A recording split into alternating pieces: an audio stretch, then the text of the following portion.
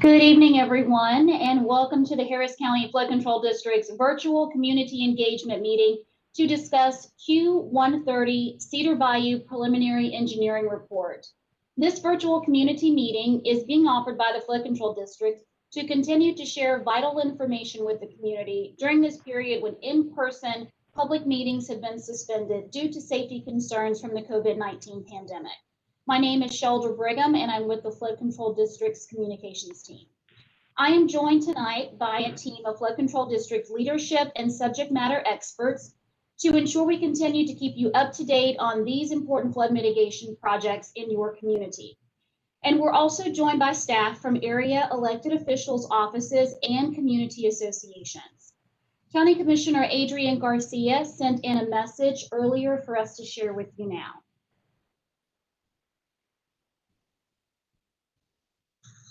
Good evening, everyone. This is County Commissioner Adrian Garcia of Precinct 2. Thank you all so much for joining us this evening, despite the challenges from the recent winter storm, which is why I want to take a moment to acknowledge that last week was a very difficult week for our entire region and Precinct 2 in particular. Please know that my team and I have been working around the clock to find ways to support you and ease up the stress. And we will not stop until we get this behind us.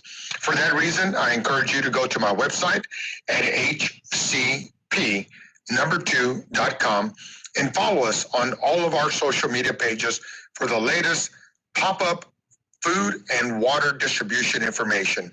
We know many of you are dealing with home repairs on top of the ongoing COVID-19 pandemic. So please feel free to call my office for any support at 713-274-2222, and we'll do all we can to help you. Your safety and well-being are the driving force for my efforts, and we'll do everything we can to make this road to recovery as painless as possible. Now, to what brings us here this evening. First, let me thank the Harris County Flood Control District for hosting this meeting and for continuing to work hard so that we can see our flood reduction projects come to fruition. Tonight, we're here to talk about drainage improvements in the Cedar Bayou Tributary. I'll let the professionals discuss the details about their findings, recommendations, and next steps. But know that my team and I will be with you every step of the way. Remember, it's also very important that you continue to stay tuned into these projects and meetings because we want to make sure that these improvements work for you, your community, so that we continue to serve you in the best possible way. As well, you know that these are historical and unprecedented events these last few years that have been challenging, and just like you, we're all tired of it. That is why we'll continue to keep our heads down and continue working for you and push through to find you all the relief you so need and much deserve. I also want to mention that I'm working to bring more COVID vaccines to our communities. So when we reach out to you, please come and get your vaccine. Thank you again for your time. You all be safe and God bless.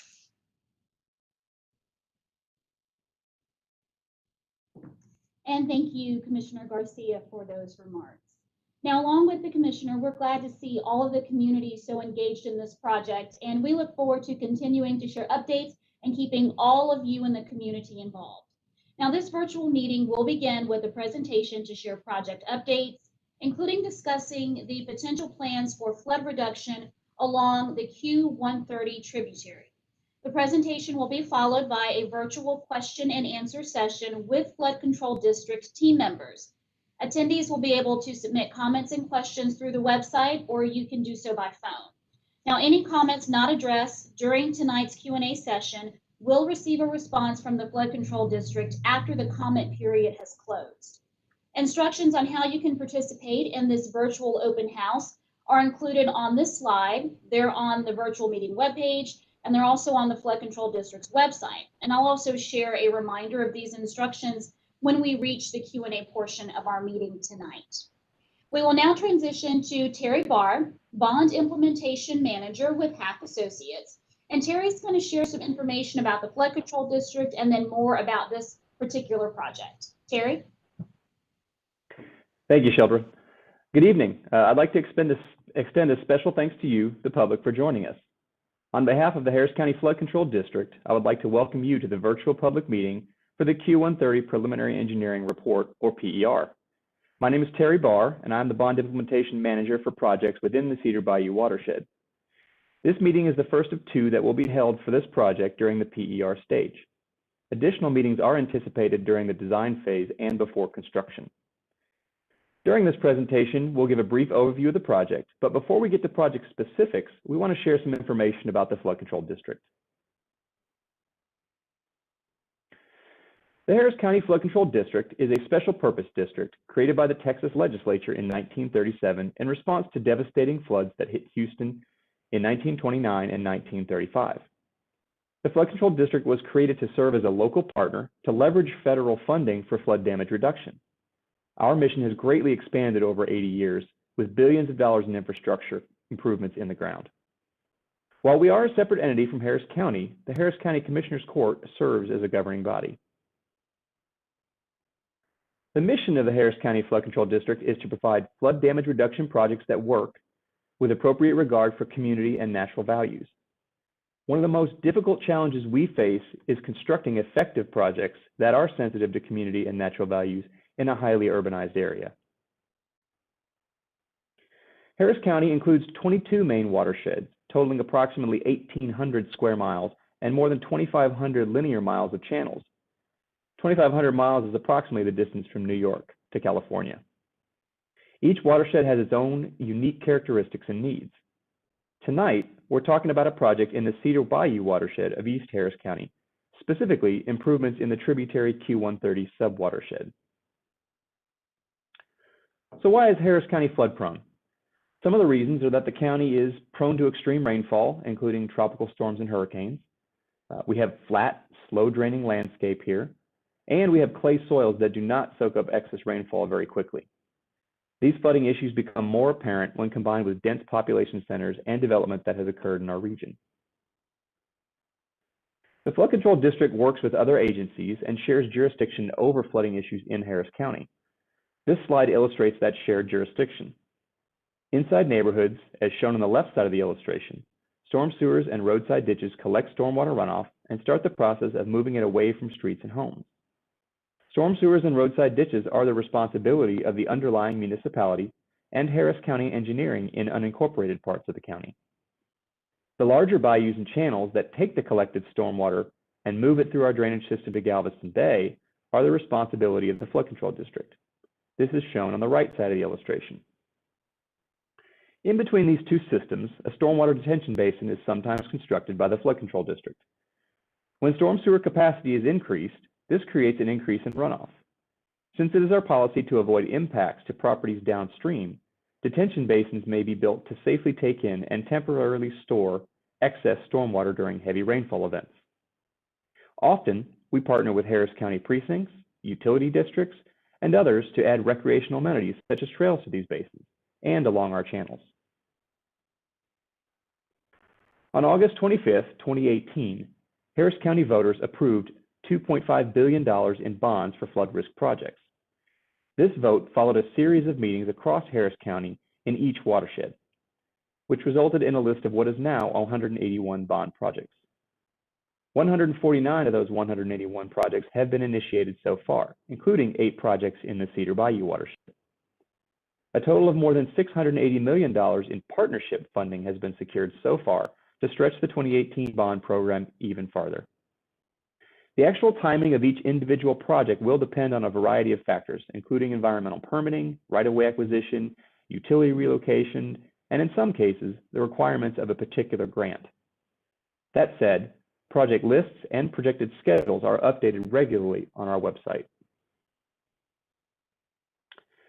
While the bond was for $2.5 billion, the full cost of every project in the bond table is almost $5 billion. So we made it clear from the outset that we would need funding from partners to fully construct the projects in the bond program. As I mentioned, we've had some success so far, having secured more than $680 million in partner funds. This graphic illustrates the many sources of those partnerships, including federal, state, and local funding that the Flood Control District is working to secure for Harris County. Each agency has its own definition of eligible projects, and its own requirements for local match funding. So the Flood Control District works diligently to match projects to the right partnership opportunities. With that bond overview in mind, let's move to the part of the program that is specifically about Cedar Bayou and the Q130 Preliminary Engineering Report. So, why are we here to talk to you this evening? What are the goals for this subwatershed and your neighborhood? What is the purpose?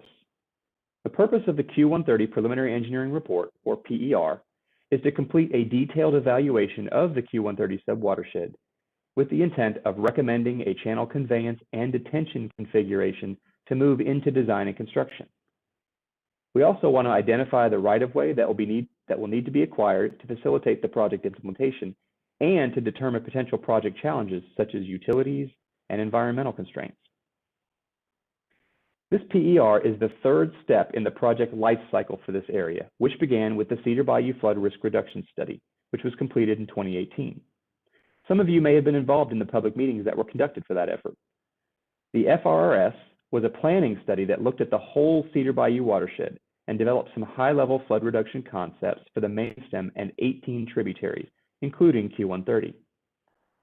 The Advanced Feasibility Study for Q130, which was completed in 2020, took a more in-depth look at the existing drainage patterns within the Q130 subwatershed. As part of that study, the team evaluated several different flood reduction options and recommended a preferred solution.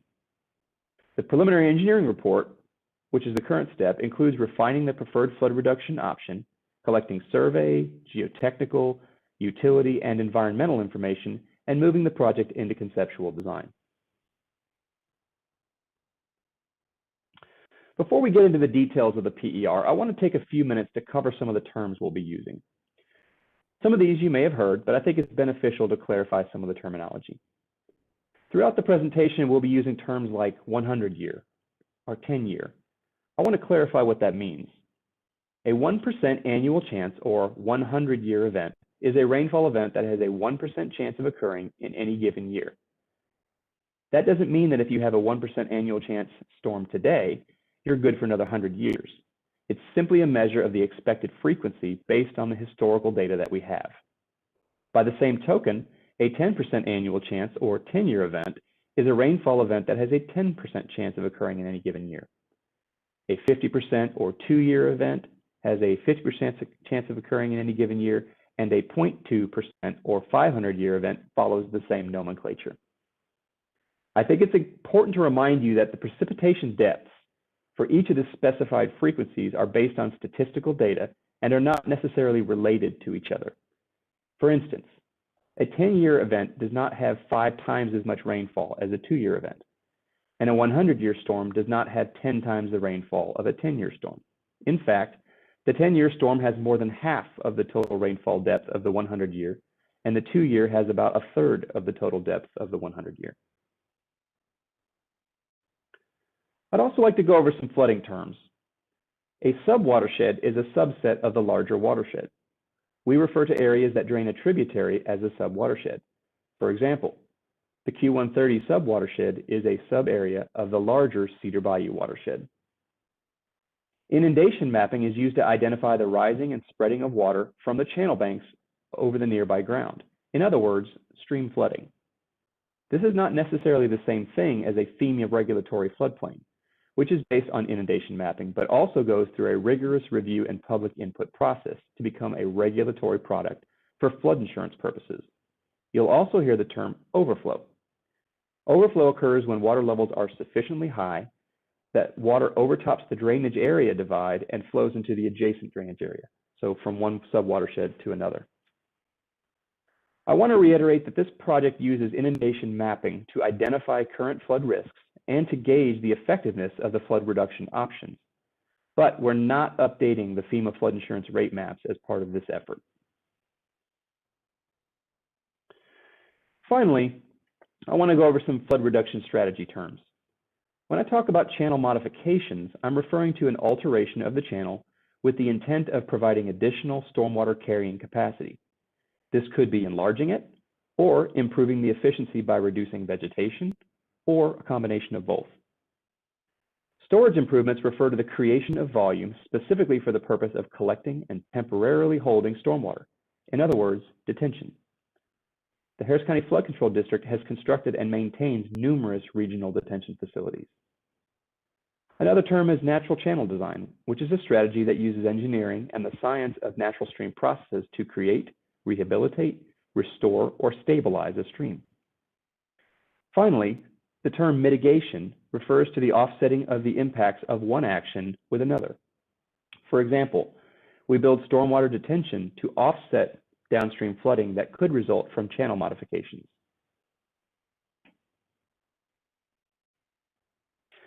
Now that we've clarified some of the terms, let's talk about Cedar Bayou Tributary Q130 subwatershed, the current drainage patterns in the subwatershed, and some of the potential flood reduction options that were evaluated. Tributary Q130 sits just west of the Cedar Bayou main stem and is located between its confluence with Cedar Bayou and its upper limit at Crosby Eastgate Road. The channel crosses US Highway 90 about 1/3 of the way up the stream. The Harris County portion of the Cedar Bayou watershed is located entirely within Harris County Precinct 2. This slide shows a vicinity map for the Q130 project area.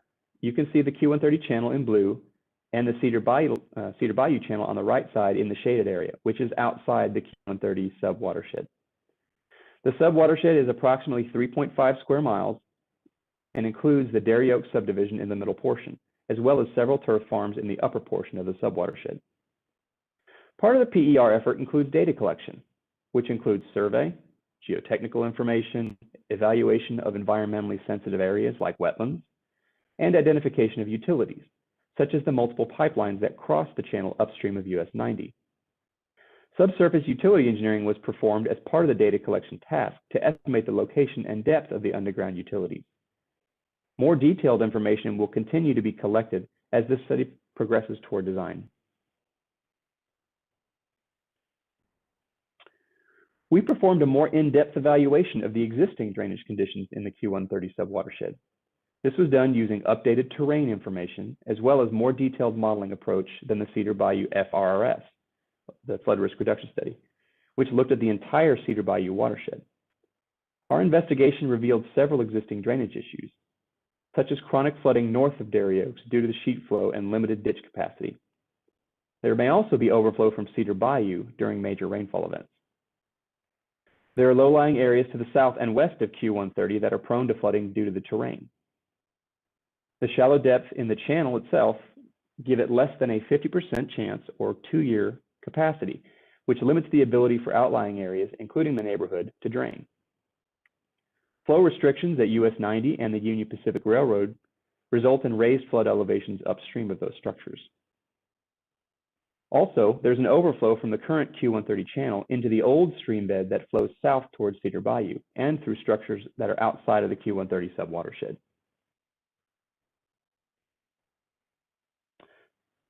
So how do we begin to address these issues? Well, the team looked at a variety of several potential flood reduction options, which included a combination of channel modifications as well as storage improvements or detention. These options include several channel modification configurations aimed at improving flow capacity, as well as a variety of detention basin sizes and locations throughout the subwatershed to help reduce flows and offset any flow increases resulting from the channel modifications.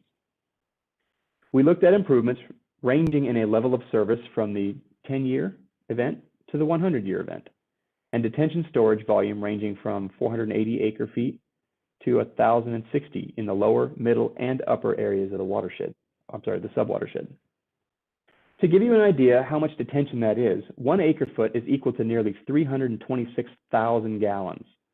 That's enough water to cover most of a football field to a depth of 1 foot. In total, we considered 6 alternative configurations to channel modifications and detention storage improvements. Of those, 4 were determined to be the most feasible during the initial evaluation and were analyzed using detailed modeling.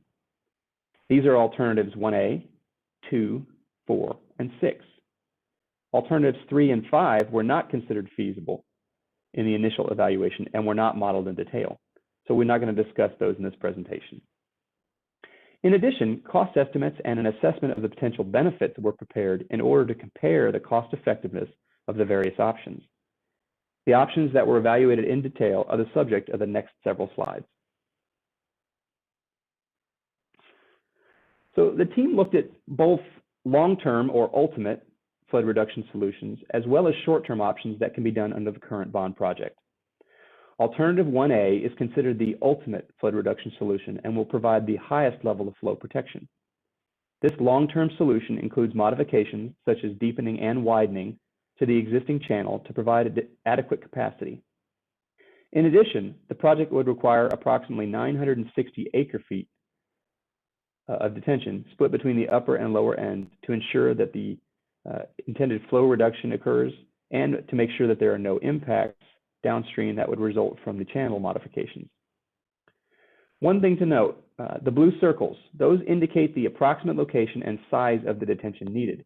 The actual siting will be determined as part of the PER process. The estimated cost of the ultimate solution is approximately $44.9 million. The current bond budget for the Q130 project is $18 million, which is why the project will be phased. As each of the short-term options that we're going to talk about in just a second, as those were being evaluated, the team considered how they could fit into the larger ultimate solution. As we will talk about in just a minute, the recommended short-term solution will be expanded in the future to make up the ultimate project. As flood reduction improvements are made toward the ultimate solution, incremental benefits will be realized along Q130 and in the surrounding area. Alternative 2 is one of the several short-term solutions that were investigated with the current bond project in mind. Alternative 2 is comprised of channel modifications from US 90 to the upper end of the channel at Crosby Eastgate Road. This includes widening and lowering the channel to increase flow capacity. In addition, approximately 483 acre-feet of detention in the upper part of the subwatershed will be needed to ensure that there are no increases in flow downstream of US 90 or along Cedar Bayou. Improvements to the crossings at Dairy Oaks and the Union Pacific Railroad would also be included in the project to avoid flow restrictions at these locations. The estimated cost is approximately $18 million, which is right at the bond budget. Alternative 4 was another short-term option that was considered. This option included a slightly shorter section of channel modifications from US 90 to Dairy Oaks Road. It also included widening and lowering of the channel with a configuration very similar to Alternative 2. Alternative 4 also calls for approximately 707 acre-feet of detention split between the upper and middle parts of the subwatershed to ensure that there are no flow increases downstream. Improvements to the crossings at Dairy Oaks and US 90 would also be included in the project to avoid flow restrictions at these locations. The estimated cost is approximately $22.7 million, which is slightly above the current budget. Some adjustments to the project configuration would be needed to bring the project within budget and move this option forward. Alternative 6 involved very limited channel modifications along Q130 and instead focused on replacing the structures at US 90 and the Union Pacific Railroad, as well as at Dairy Oaks Road, to open the bottleneck at those locations. This option included some relatively short sections of channel modifications around those structures to improve flow through the road crossings. To avoid downstream flow increases, Alternative 6 calls for approximately 1,058 acre-feet of detention at the lower end of the stream. The estimated cost was determined to be approximately $37 million because of the significant expense of excavating such a large pond. This option is significantly more expensive than the budgeted amount, which resulted in it not being selected. Now, there are several factors that were considered during the development of these projects. These are key issues that are going to continue to be evaluated as the project moves toward implementation. Some of these include environmental mitigation. Channel conveyance improvements are going to require a permit under Section 404 of the Clean Water Act because Q130 was determined to be jurisdictional by a jurisdictional water by the U.S. Army Corps of Engineers. The engineering team is going to look for ways to minimize disturbance to the channel and to the associated habitat, and to mitigate areas where disturbance can be avoided. Right-of-way acquisition will also be necessary for detention and channel projects in order to make room for this important flood reduction project. Railroad crossing improvements will require coordination with the Union Pacific Railroad, and improvements to US 90 will require coordination with TxDOT. Both of these could take a significant amount of time. There are a few pipelines that may need to be lowered in order to accommodate the channel improvements, which will require coordination with utility companies, as well as additional costs. Finally, the construction of the detention basin and channel will result in significant quantities of soil that need to be disposed of. These costs can fluctuate, making construction more expensive than anticipated. The Flood Control District is proactively working to offset these costs by initiating an excavation and removal contract for potential detention sites. This allows for a significant amount of excavation to be done at a much lower cost, bringing the overall construction costs back within budget and allowing the project to move forward more quickly.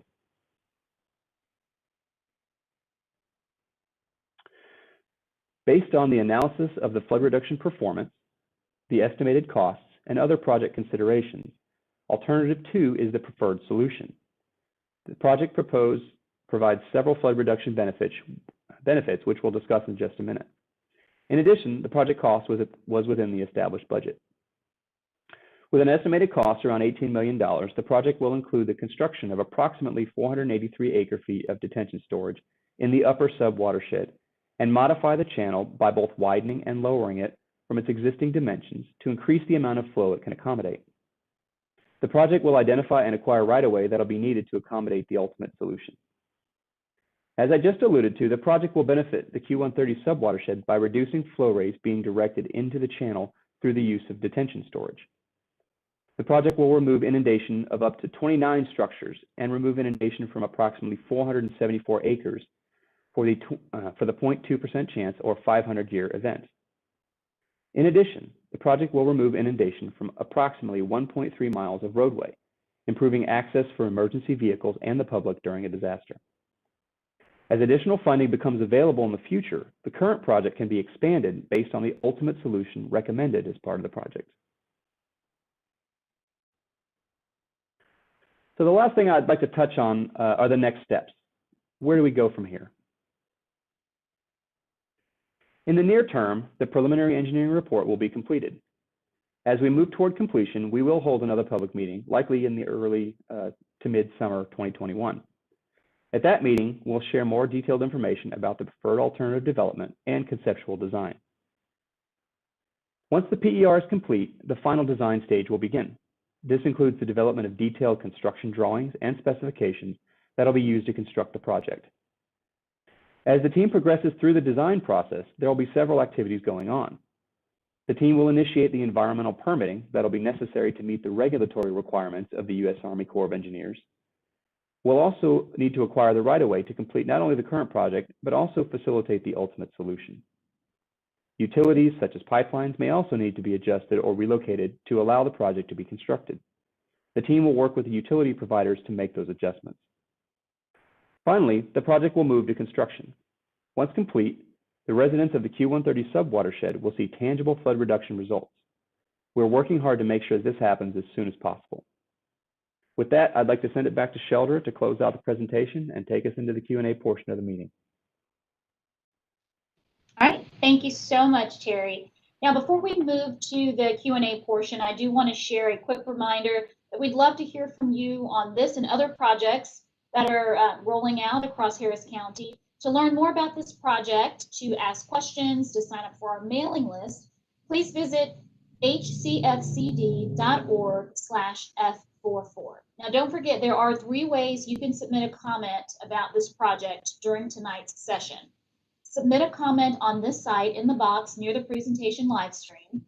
You can submit a comment on the Flood Control District's website at hcfcd.org/F44, or you can submit a comment via phone, and that number is 855-925-2801. Utilize the meeting code 9069. And if you're joining us via phone tonight, please press *3 to leave a message. Additionally, I do want to reiterate that any questions not addressed during tonight's Q&A session will receive a response from the Flood Control District following the close of the comment period. And information from this meeting, as well as a recording of the live stream, will be made available on the Flood Control District's website, and you can also find that on our YouTube channel as well. Now, joining Terry for our Q&A session tonight are Dina and Shen, who are overseeing efforts on this project. And now we will move to some of your questions this evening. And our first question will be for Terry. And Terry, Mr. McGowan is asking, why not dig Q130 wider so more water will drain? That's actually exactly the plan, or part of it. We do definitely see the need to increase the flow capacity in Q130. So that is part of not only the short-term project, but also the project in the longer term. And then, of course, the other part of that project is, or major part of that project is the detention. So we want to make sure that we provide enough storage to offset any increases in flow that we see when we modify the channel.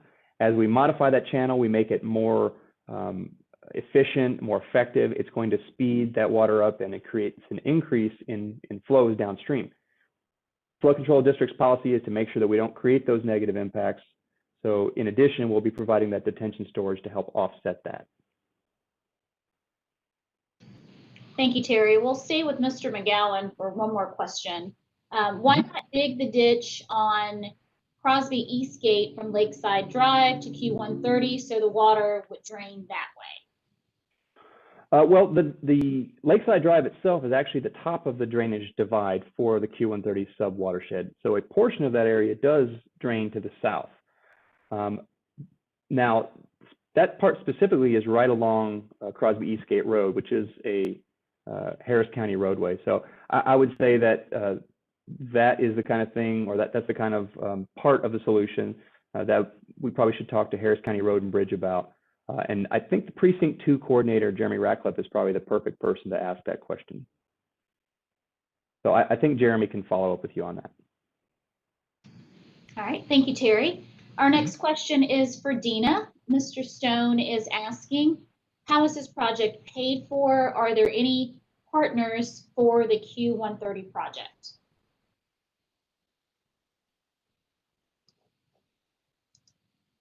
You're muted. Dina, you are, let's see, let's get you unmuted. There you go. Excuse me, I started talking without unmuting myself. So I was mentioning that if you recall earlier in the presentation tonight, Terry talked about that bond that was approved in August of 2018. And we put a lot of information together to inform the public about the proposed projects that we would like to use that bond funding to pay for. And the project we're talking to you tonight along Q130, that was actually included in the list of projects in that bond program. So we're actually using bond funding to pay for this project. We have a budget of $18 million, and we won't be relying on a partner for that. We plan to fully fund the project with the bond funds that voters approved. All right. Thank you, Dina. Do want to let you guys know, just for those of you who may be joining us, how you'll be able to submit your questions. You can do so on this site. There is a box near the presentation live stream. You can also submit your questions or comments on our website, and that's hcfcd.org/F44, or you can do so by phone. That number, 855-925-2801. There is a meeting code, and that is 9069. And again, if you are joining us by phone tonight, you'll want to press *3 and leave a message. And we are going to try to get to everyone's questions tonight, but if by chance we're not able to do that, you will receive a response from the Flood Control District following the close of the comment period. Now we'll go to some more of your questions. This one is for Terry, and Terry, Mr. Salazar is asking, what is the purpose of this project? So the purpose really is to improve the effectiveness or the efficiency of the existing Q130 channel. Q130 right now is a relatively shallow channel with a pretty low carrying capacity for flow. And so what happens is, relatively frequently rainfall comes in. And I'm sure neighborhood residents know better than I do that the channel just does not have the capacity to carry as much flow as it should. So the purpose of this project is to increase the capacity of that channel so we can reduce the amount of flooding, and then on the detention side to store some of that water to help both reduce the amount of flow in the channel and to make sure that we don't cause a problem downstream when we do improve that channel. And with this project specifically, the PER, we're really looking at taking that preferred option and refining it and optimizing it. You know, looking at the information we have about the soil conditions and the environmental conditions and the utilities out there, taking a hard look at all those things so that we know what the situation is. And as we get into the design phase, which is where you really start to, you know, to do your plans and specifications, that we've worked through these problems and then we can just hit the ground running with the design and get to construction as quickly as possible. And Terry, you may have answered the next question in that question when we talked about the purpose, but did you touch on what this project will accomplish, or can you touch more on that? Yeah, I mean, what we're trying to accomplish is obviously the easy answer is to reduce flooding. But when we go through and we analyze and we look at the various options, we're looking at how to gauge the effectiveness of these various, you know, channel modification and detention options.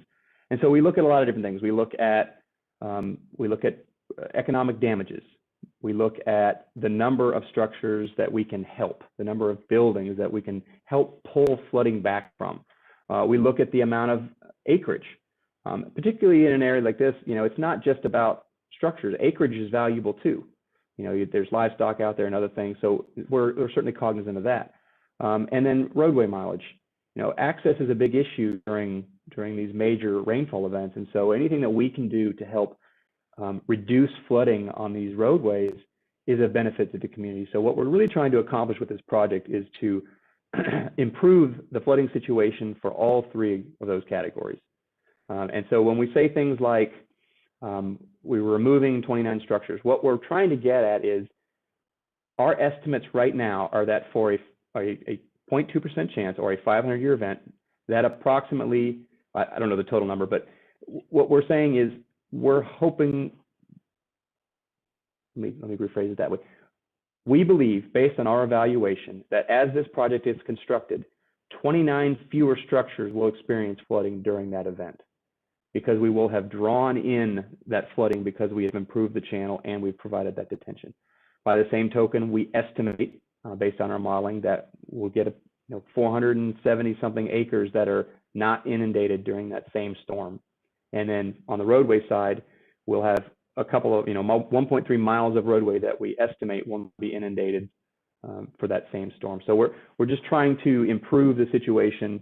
And as I said in the presentation, this project will show tangible results in flood reduction. But as we move toward the ultimate, we'll continue to see more and more improvements.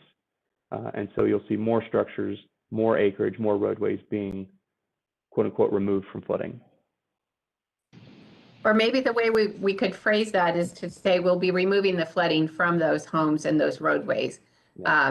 Yeah, so really that's the number of homes, as Terry mentioned, that we'd expect would no longer be inundated by that really large 0.2 or 500-year event, and that we would expect to see quite a bit of improvement throughout the area where you'd see, the channel having greater capacity, pulling water back into the channel instead of having it overbank or flooding the neighborhoods, and also parked or stored in those designated stormwater detention ponds. And one thing we should stress is that flood control absolutely tries to minimize any impacts on neighborhoods when we're coming in and working on projects, and we absolutely try to maximize the use of the right-of-way that we have. So that's something that we're very conscious of and we'll keep in mind as we're moving forward with these projects as well. Good deal. I'm glad you guys addressed that, because we had a similar question following that one. So well done with that. Terry, Mrs. Wallace is asking, is there any work planned on the main tributary of Cedar Bayou or any other projects planned? So if you look at the bond list, there are 9 projects in the Cedar Bayou watershed. 3 of those are on the main stem in various locations. 2 that are in kind of the I-10 area, 1 to the south of I-10, 1 to the north of I-10, and one that's farther up in Liberty County that we think will provide some significant benefit to the residents, particularly around 1960 in the Huffman area. This project is currently the only one in the Q130 watershed, but as I said, the plan is in the longer term to move toward an ultimate solution as more funding becomes available. Thank you, Terry. Mr. Main is asking, what has been determined so far in the first part of this study? Is that for me? Yes. Would you like me to? Or Okay. Sure. I'll. How about if I'll start, Terry, and you can add to it. Well, Sure. Teamwork. Sure. So there's been actually a lot of data that's been collected so far, and so you know, a lot of the exhibits and maps that we're showing actually reflect quite a bit of the information that's been collected so far. So we typically start these out establishing what Terry mentioned as existing conditions, and what that really lets us do is have a much better understanding of the topography, or, you know, the way the land falls, the elevations out here, collecting data about the channel, survey along it, and then understanding when we start looking at different rainfall or storm events across the area, how those drainage patterns actually work, and understanding better where there are issues with flooding or drainage impairments, and understanding exactly what the causes of those are.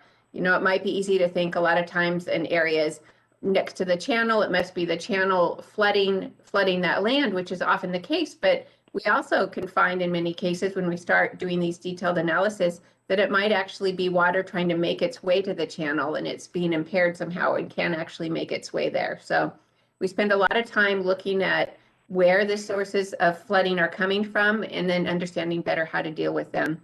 And then collecting a lot of technical information, as Terry mentioned, the survey data along the channel, gathering information about geotechnical conditions. Of course, we'll want to know a lot about, you know, what the soils are out there. That really helps inform us later on when we're going into design, so we know if there's groundwater that we need to contend with, or we have an understanding of what an appropriate side slope would be. If we want to build a detention basin, we want to make sure we really understand what those soils are, so that we can build it so that it holds up over time and won't need a lot of extra maintenance. So we gather a lot of that information about the existing utilities that are out there as well. We want to make sure that we're aware of any potential conflicts. So a lot of that technical data has been gathered so far. We've analyzed those alternatives, and we'll be fleshing all of that out in a lot more detail as we move forward with the study. Okay. Thank you, Dina. Terry, Ms. Cohen is asking, are there any plans on lowering the pipeline on Dairy Oaks? So that's actually still being worked through, and that's part of this phase, is figuring out what is the exact depth of those pipelines. We know that they're out there. We've done some location, and part of this phase will be to identify what are the depths and coordinate with these utility companies. Because as we move into the design portion, and this part of the study includes what we call conceptual design, which is sort of very early part of the design where we're going in and doing very preliminary layouts and things like that. And so as part of this phase, we'll be looking at what are the depths of those pipelines and what are the depths of the proposed channel. And if the pipelines obviously are above the bottom of that expected channel, then yes, there will need to be some relocation, but that has not been fully determined yet. Okay. Thank you, Terry. Next question is for Shin, and Mr. Grantham is asking, has the location of the stormwater detention basin been determined, and how much land will be needed? Yes, the locations of the detention basin, that's not determined yet. We do have some candidates, but like Terry and Dina mentioned, we're still doing some initial data collections analysis at this stage. There's just a lot of things we need to consider in terms of environmental and utilities, but we do know the approximate about 483 acre feet of detention basin volume will be needed. So as we towarding the end of the PR stage, we'll determine the location and also refine the boundary of the detention basins. Thank you, Shin.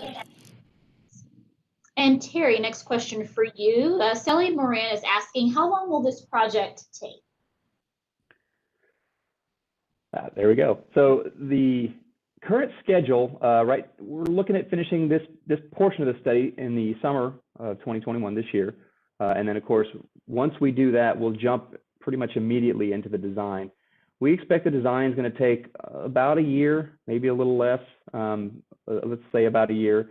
I think probably the longest timeline on this is going to be the environmental permitting.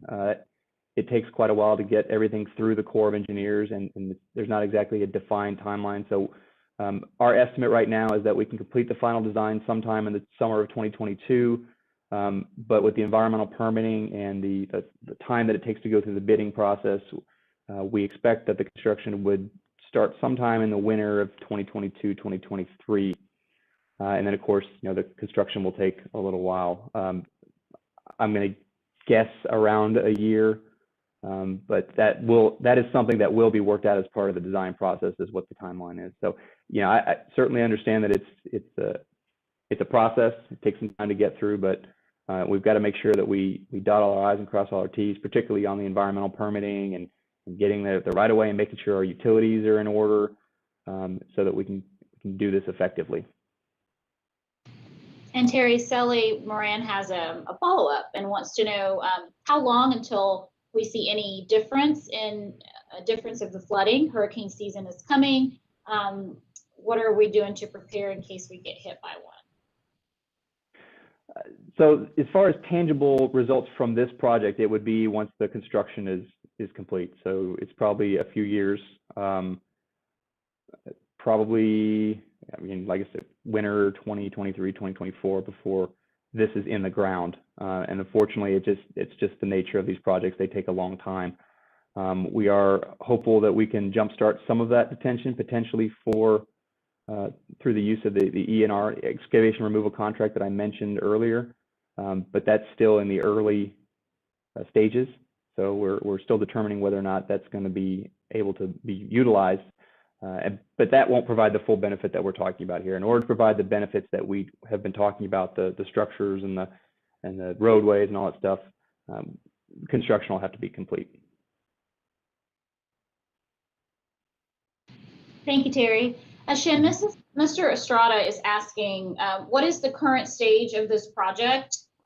What is the next stage of this study, and what does it entail? So a couple of questions in there. Sure. So currently we are in the PR, preliminary engineers report stage, which will have the detailed evaluation of the project's recommendation plan. And so once we finish the PR, we will moving forward to the final design stage. And the follow-up will be the construction. Okay, thank you, Shan. See, Terry, next question for you from Mr. Tillman. Has the study confirmed the upper modifications will cause no further issues downstream of I-10 between Highway 146 bridge bottleneck? Between the Highway 146 bridge bottlenecks. Yeah, so that is quite a ways down. That's many miles downstream, and the intent of this, or of any project that the flood control district does, is to ensure that there are no negative impacts. So we'll be making sure that this project does not have any impacts down there. Given the size of the watershed and the distance, I just don't think it would. But it is part of the project to make sure that we take the improvements and put those in the model for the entire watershed. And so we can see all the way down to the Gulf effectively. And if we see any changes in the flow rates there, then that would be a red flag, and we'd have to go back and make some adjustments to make sure that doesn't happen. Terry, another question for you. Ms. Fency is asking, can you explain what you mean by phasing the project? Sure. So if you'll recall, when we started talking about the different options, one of them was the ultimate solution. So that is basically the maximum level of flow reduction. And you can see we have channel improvements that go basically all the way from Cedar Bayou all the way up to Crosby Eastgate Road. And we have a couple of different areas of detention. So that project is around 45 million in current dollars. So that's too much. Our budget for the bond for this, right now is $18 million. And so what I'm saying is we're going to be able to do portions of the project as funding becomes available. So the current funding available is $18 million. And so as part of this larger ultimate solution, we're working on what is now alternative 2. And so alternative 2, if you'll flip to the, wait, I guess we can't, we're not showing the slides, are we? Sorry about that. So alternative 2 is basically a smaller, or a piece of that ultimate solution, where we're just doing the portion of the channel improvements from 90 up to Crosby Eastgate Road, and then doing that first detention basin, that's about 483 acre-feet. That piece that we're doing right now is a part of that larger ultimate solution. So as we get more funding, perhaps next we could do another detention basin that would further improve the drainage situation once more money becomes available. Thank you, Terry. Dina, Ms. Gilmore is asking, why have you done so many studies? What are they providing to this effort? Oh, sure. So the studies are what we use really to develop the foundation of understanding what the drainage conditions are in the area. So it's really where we have a chance to understand those drainage patterns, where the water's flowing, verify the areas that are flooding, and understand what's contributing to that flooding. And once we're able to identify that information, then we have a better understanding of what the tools are that we need to use to address the flooding, and to start approximating, the magnitude or the size of what it is that we need to actually put in the ground to help address those flooding measures. So again, a lot of the maps and things that we've shown tonight, where it shows you areas of inundation and depth, all of that comes out of our studies.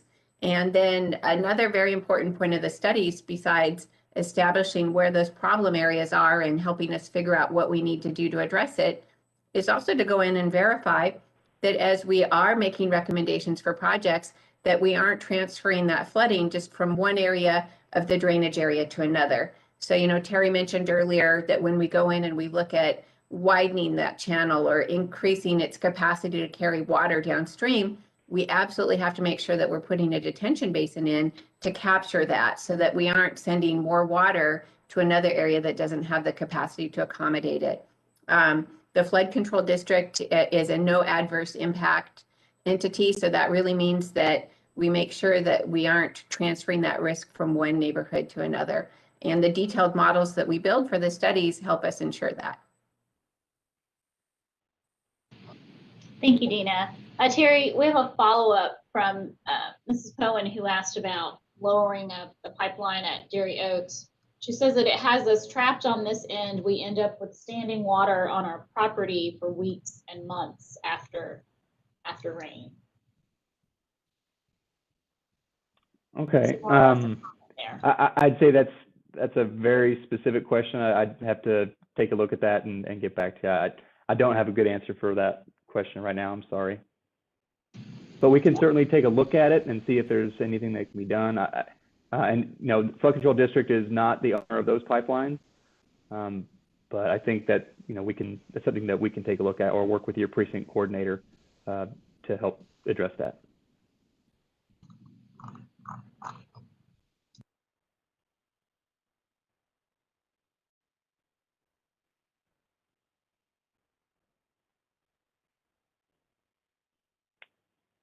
Shelby, you're muted. Sorry. It would help if I unmute. I'm talking to myself. So. But I do want to remind you all at home, we've got a little more than 5 minutes left in tonight's meeting, how you can submit a comment. There are 3 ways that you can do that tonight. There's a box near the presentation live stream. You can also submit a comment on the Flood Control District's website. That's hcfcd.org/F44. You can also reach out to us by phone. We have a phone number set up to do that. It's 855-925-2801, and you'll utilize the meeting code 9069. Again, if you're joining us by phone tonight, make sure you press *3 and leave us a message. Any questions that we're not able to get to, we'll follow up with you after the close of the comment period for this project. And also, information for this meeting will be made available on our website, so you can go back and watch it at any time, and it'll also be available for you on our YouTube channel as well.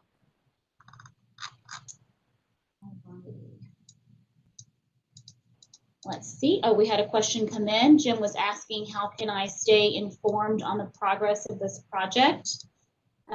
We will have materials from tonight's meeting made available on our website as well. And you can also stay up to date with this project on the project webpage, and that's on our website /F44.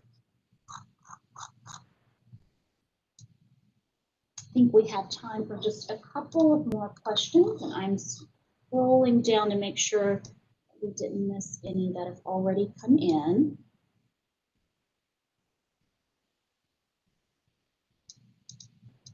All right, Terry, this is from Mr. Thomas, and Mr. Thomas is asking, when will we be notified if our property is in the ROW?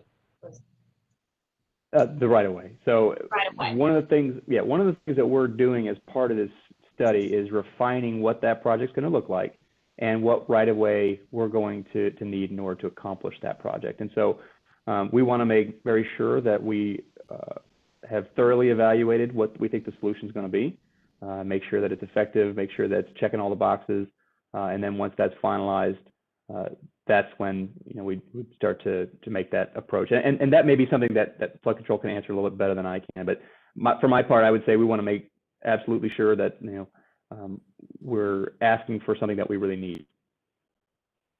That's right, Terry. And I'll add on to that. So as he mentioned, we're still trying to work out the more specific details about that. So it would really be at the end of the preliminary engineering report or the study that we're working on, where we'll have a better idea of what that right-of-way alignment would look like. And at that time, if we need additional right-of-way, we would be reaching out to individual property owners and making contact and discussing it with them.